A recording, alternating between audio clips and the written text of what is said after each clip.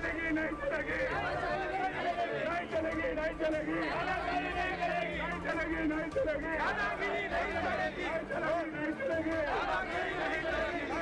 नहीं चलेगी नहीं चलेगी नहीं चलेगी सरकार मुर्दाबाद भारतीय जनता पार्टी का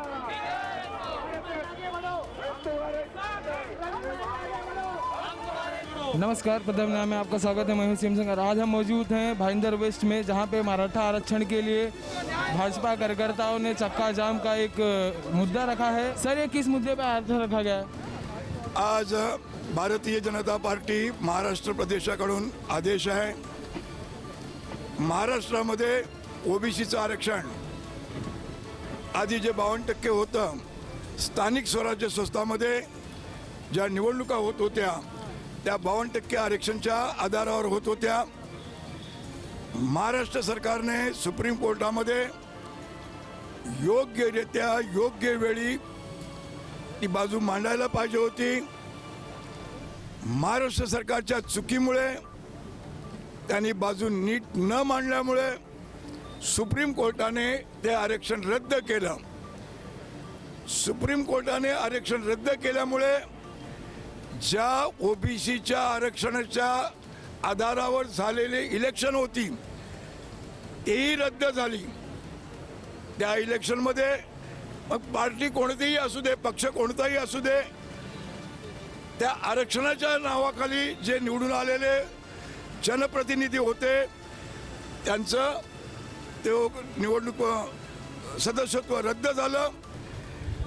पक्ष अध्यक्ष चंद्रकांत दादा पाटील, विरोधी पक्षनेते माजी मुख्यमंत्री देवेंद्रजी फडणवीस हे सतत सांगत आहेत, सतत प्रयत्न करत आहेत, सतत बोलत आहेत, मागणी करत आहेत की ओबीसीचं आरक्षण पूर्ववत मिळालं पाहिजे। ये जो महाराष्ट्र में जो आघाड़ी सरकार चल रही है, इस आघाड़ी सरकार के ओबीसी समाज के प्रति जो उनका लापरवाही का रवैया था, उस लापरवाही के रवैये की वजह से सुप्रीम कोर्ट में सरकार ने ओबीसी समाज के पक्ष में अपना जो बाजू मांडनी चाहिए थी, जो हमें उनका रखना चाहिए था, वो उन्होंने रखा नहीं। उन्होंने जो भी जानकारी कोर्ट ने मांगी थी वो जानकारी कोर्ट के अंदर आघाड़ी सरकार ने सबमिट नहीं की। उसकी वजह से जो 50% के ऊपर का जो आरक्षण का जो केस चल रहा था, जो कि सुप्रीम कोर्ट ने ओबीसी का आरक्षण, पॉलिटिकल आरक्षण कैंसिल कर दिया।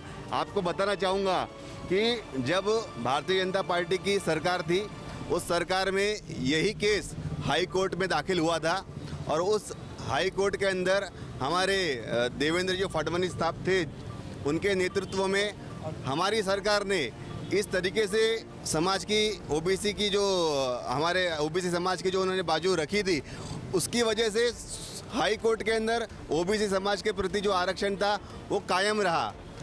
जब भाजपा की सरकार थी तब हाई कोर्ट ने आदेश जो दिया वो ओबीसी समाज के फेवर में दिया, लेकिन अब जब सुप्रीम कोर्ट में वही केस की जब अपील फाइल की गई, उस अपील के अंदर ये जो आघाड़ी सरकार है, इस आघाड़ी सरकार ने समाज के साथ में अन्याय किया है, जानबूझकर भेदभाव किया है, जिसकी वजह से इन लोगों की लापरवाही की वजह से आज ओबीसी समाज को इतना बड़ा नुकसान हुआ है।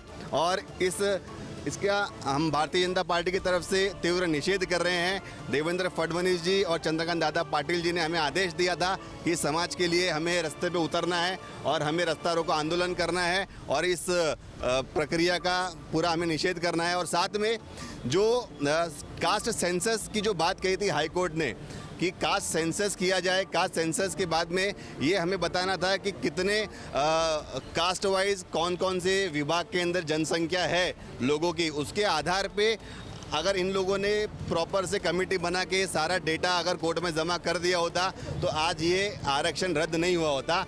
आज उनकी लापरवाही की वजह से ये आरक्षण रद्द हुआ है। हम लोग सरकार से मांग करते हैं कि जो उन्होंने ओबीसी समाज के साथ में जो अन्याय किया है उसके लिए उन्हें कुर्सी छोड़नी चाहिए।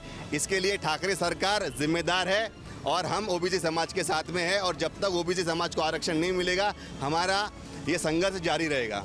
देखा आज भाईंदर वेस्ट में क्या पूरे महाराष्ट्र में ओबीसी आरक्षण के लिए भारतीय जनता पार्टी का चक्का जाम मोर्चा रखा गया है। भाजपा का कहना है कि ठाकरे सरकार ओबीसी के साथ बहुत गलत व्यवहार कर रही है, उनको आरक्षण नहीं दे रही है। कैमरामैन रफीक खान के साथ मैं शिवम सिंह, प्रथम न्याय।